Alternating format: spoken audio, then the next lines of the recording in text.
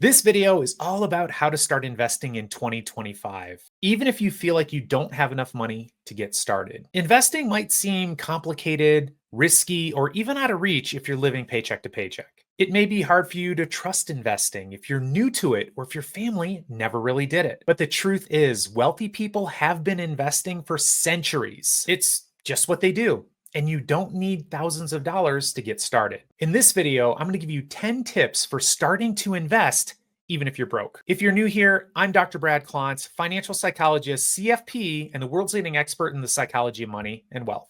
If you want to transform your relationship with money and you want to start getting ahead, subscribe, hit the like button, and share this video with someone you care about. But before we get started, let me be clear. This video is for educational purposes only. This is not financial advice. It can't be considered financial advice. I don't know the specifics of your situation. I don't know your financial needs. I don't know your financial goals. I don't know your risk tolerance. There's a whole bunch of things I'd have to know in order to give you specific financial advice. So always do your research and consult with a financial professional before you start making big decisions. That said, let's get right into my 10 tips for investing. Investing tip number 1, understand why most people never invest to begin with. And it's probably not what you think. The number one reason that people don't invest, they think it's only for rich people. The biggest barrier to investing is not how much money you make, it's about your mindset. Most people think that investing is only for the wealthy, but this is simply not true. In fact, many wealthy people become wealthy because they're investing small amounts consistently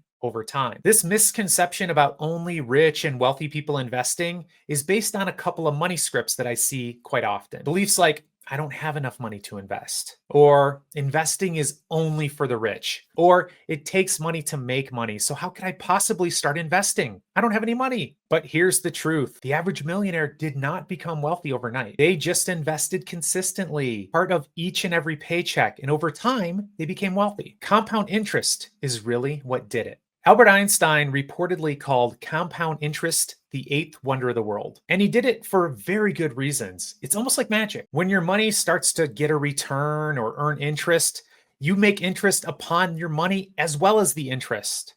And over time, your wealth grows exponentially. So let's put this into perspective. If you invested just $5 a day and got a 10% annual return, which is the historic average annual return of the US stock market, you would have over $1 million in 42 years. And that's just $5 a day. Imagine how wealthy you could be if you invested $10 a day or 20 or 50. Even if you can only start with $1 a day, make it your goal to invest more and more. And the longer you have it in the market, the wealthier you'll be. So start today. Don't let another day go by before you become an investor. The earlier you start, the better. But it's okay if you haven't started yet, and it's okay if you're late to the game. Starting now can make a big difference, even if you only got 5 or 10 or 15 years. Investing tip number 2, overcoming the fear of investing. Are you afraid of losing money in the stock market? Here's why that fear is keeping you broke. Our brains are wired to avoid loss more than they're wired to seek gain. Psychologists call this loss aversion. If you've ever thought, well, what if I start investing and the market crashes? You're not alone. But history shows that markets do go up over time, despite even large collapses that happen periodically. The key is to really understand your risk tolerance and to invest over the long term. Think of investing like planting a tree. You're not going to plant a seedling and expect to wake up the next morning to see a mighty oak. That's not how it works. And if you keep digging up the seedling to check and see if it's growing, it's never going to grow. It'll never have time to take root. The same goes for your investing. It needs to be a long-term project. Long-term growth beats short-term fear every time. Take the Great Recession of 2008 or the tech bubble burst back in like 2000. Many people got scared and sold all of their investments and came to regret it big time. People who stayed invested quickly recouped their losses. It didn't take nearly as much time as it felt like it was going to take in the midst of the crash. And for people who were buying throughout the crash, it was the perfect time to invest more money. A great way to ease into investing is to research something called target date funds. They're designed for hands-off, do-it-yourself investing, and they automatically adjust to a lower risk exposure as you get older. It's something that you just invest in and then you don't really worry about it. But we'll talk more about target date funds in detail in tip number 5. But let's talk about investing tip number 3. Set your financial foundation. If you are investing and you haven't done this one thing, you're setting yourself up for failure. Imagine building a house on quicksand. No matter how nice the house is, things aren't going to go well. It's going to collapse if the foundation isn't solid. And that's exactly what happens if you're investing and you don't have a solid financial base. While investing is crucial, you also need to pay attention to these 3 essential financial moves. Number 1, build up an emergency fund. Most experts suggest having a cash reserve of 3 to 6 months of your monthly expenses. Ask yourself, if you lost your job tomorrow, how many months could you survive without panicking? An emergency fund isn't just a wise financial move or a safety net. It's peace of mind, which is very important. Without an emergency fund, a sudden or unexpected expense could force you to sell off your investments, maybe even in a down market where you'd be locking in a loss, and you'd never want to do that. Investing is for the long term, not for short-term gains. Number 2, you got to make sure to pay off high interest debt like credit cards. Would you borrow money at 25% if you were then going to invest it to earn just an 8% return? Of course you wouldn't. But that's exactly what you're doing if you're carrying a bunch of high interest credit card debt while you're also investing. Now, my preference is for you to invest while you're paying off that debt, but you're probably going to want to put a higher percentage of what you could invest to pay down that debt and a lower percentage to invest. And after you've paid off that credit card debt, you can then bump up the percentage in which you're investing. While it's really, really important to pay off that credit card debt, I also think it's important to get that investing habit going, even if you're only doing 1% of your income. For many people, they never really quit paying off debt. Sure, they'll pay off that high interest credit card debt, but sometimes they'll have student loan debt and then they'll take on a mortgage. So the idea that I'm never going to start investing until I paid off my debt isn't a great strategy for most people. My advice, do it all. Start now, and you can adjust the percentages as you go. And number 3, contribute enough to your company's 401k to get the company match. That's free money. You want to take advantage of that. If your employer will match a percentage of what you're contributing, that's like doubling your money instantly. It's important to get this foundation established. Get an emergency fund, pay off your debt, and then look to get at least that company match if your company offers a 401k. Investing tip number 4.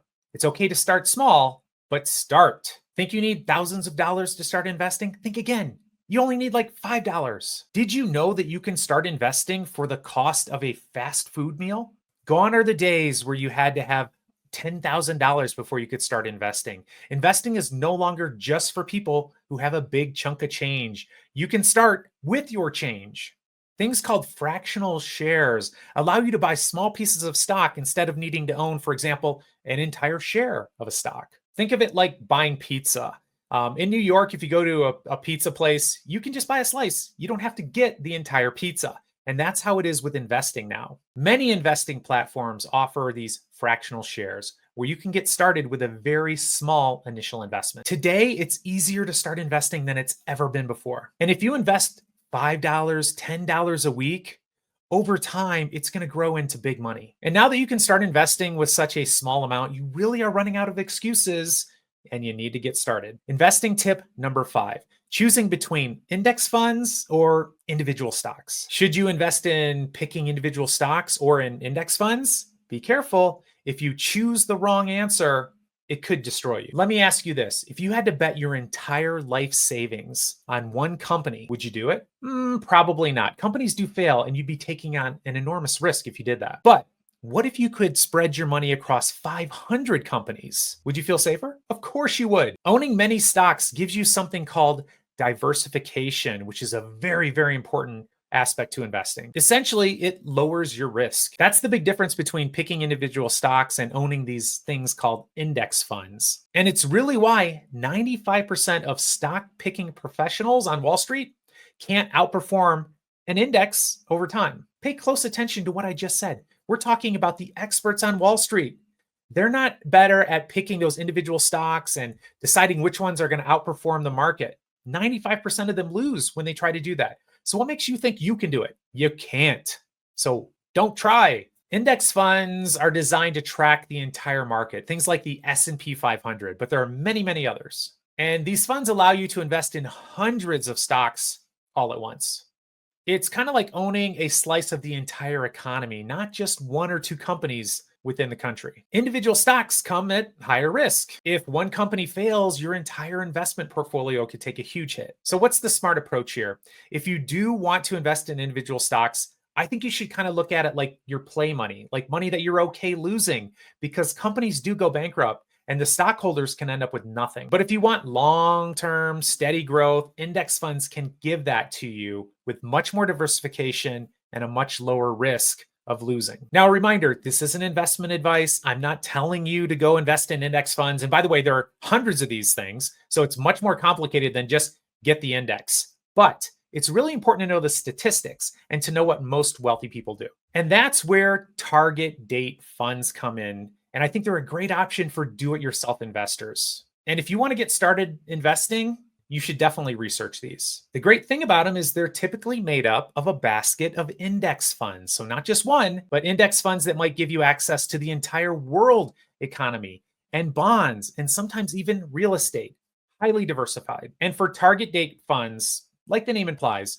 you're going to pick a date, a target date at which you want to retire, for example, or achieve a particular financial goal. And what happens is you invest in it quite often, maybe monthly as part of your 401k, and it adjusts for you over time. So as you get older, as you get closer to that target retirement date, the portfolio becomes more conservative. So it'll move more from stocks, perhaps early on, to owning more bonds, fixed income, less volatile, less risky investments. Now, this isn't best for everyone, and I'm not suggesting that you do this, but it's so much better than picking individual stocks and trying to, quote, beat the market. And it's a place where you can easily get started right away with very little knowledge. Most financial experts do think that target date funds are an excellent option for people who are just starting out investing, as well as seasoned investors who want a highly diversified portfolio. So definitely check them out. Investing tip number 6, automate your investments.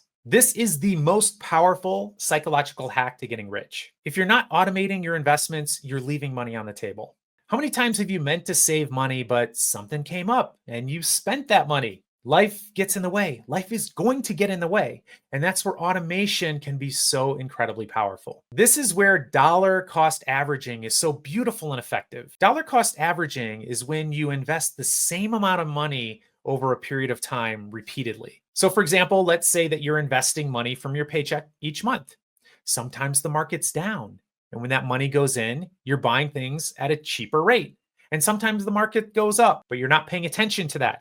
You're not trying to time the market. When the market's down, you're buying, and when the market's up, you're buying. This removes the temptation to try to time the market. And most financial experts strongly suggest you don't try doing that. And dollar cost averaging is exactly what you're doing when you're contributing to your 401k. But you can use this automation strategy for your other financial goals too. You could set up separate savings accounts for short-term goals. And each month you have a certain amount of money that goes directly from your checking account to those sub-accounts associated with those goals. So it can be investments for the long term and also saving up for an emergency fund or a travel fund or a gift and holiday fund. Whatever your financial goals are that really matter to you that you want to achieve, you set up separate accounts and automate money from your checking account to those accounts. Over time, these automatic investments become serious wealth. You're not even thinking about making the contribution, and the money is growing for you. Wouldn't you rather build wealth on autopilot? I know I would. That's how I do it. It's so much better than trying to wait to the end of the month to see if you have any money left over to start saving for your goals. That's the wrong way to do it. And most months, you're not going to have any money at the end of the month. It just melts away unless you give it a home, give it a target, give it a place based on your goals. Investing tip number 7, understand risk and reward. Investing seems risky until you realize it's even more risky to not invest. What's the bigger risk? Watching your investments go up and down as the market moves, or keeping all your money under your mattress where you know it's going to lose value because of inflation? Not investing is a sure, guaranteed way to lose money because your money loses value over time. That's why investing is so critically important. Inflation really is the silent killer of savings. If your money is sitting in a savings account earning 0.5% or even less, while inflation is rising at an average of 3% a year, you're losing money.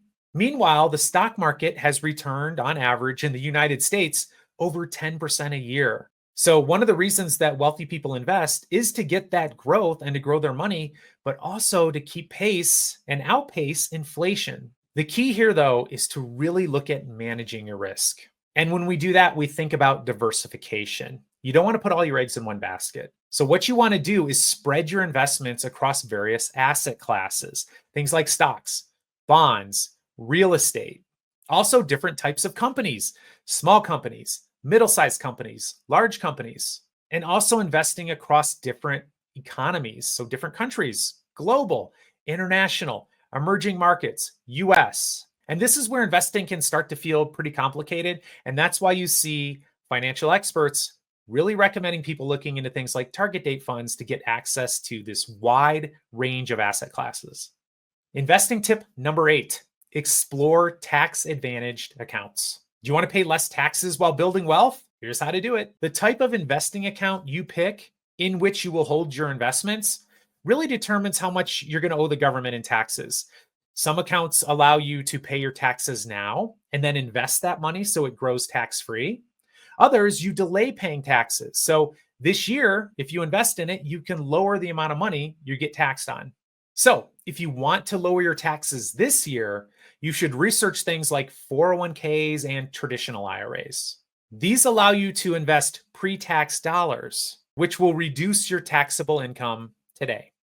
You will pay taxes later when you start taking the money out in retirement, but for many people, they're making less money and they might even be in a lower tax bracket when they're doing it.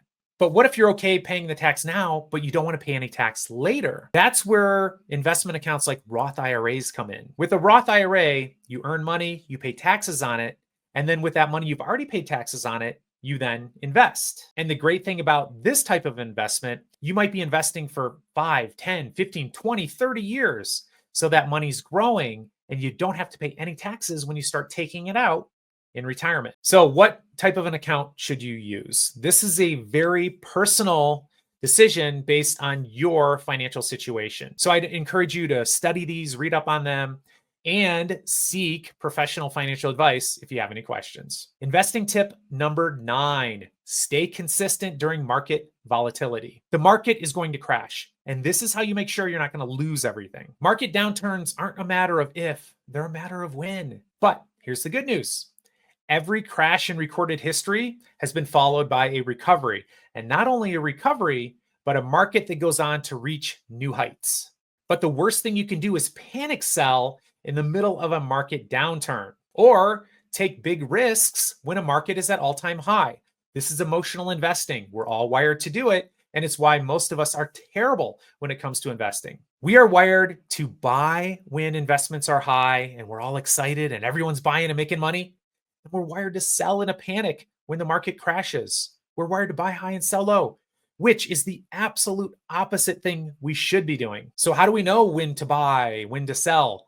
You're not really going to know. That's why market timing doesn't work. Maybe you'll get lucky once or twice, but it is not a way to sustain your investments, and you will lose over time when you try to market time. So the key is to focus on the long term. The key is right now when you're looking at your portfolio, if the market's stable, envisioning what's going to happen when the market goes down 20, 30, 40%. And if you're not comfortable maintaining your investments, you might want to think about becoming more conservative right now. But investors who stay on track with their financial plan during those downturns typically come out ahead on the other side. So when the next big crash happens, and it's going to happen, will you panic? What are you going to do? I like to look at market crashes as a huge opportunity. I mean, especially if you're young. If you're young, the best thing that could possibly happen for you is for the market to crash. And then each month you're buying in cheaper. You're buying in when it's cheap. So you're owning more and more shares in a down market. A down market is an investor's best friend if you're adding to your investments, which I hope you're doing. Investing tip number 10, track progress and invest more. The easiest way to build wealth faster,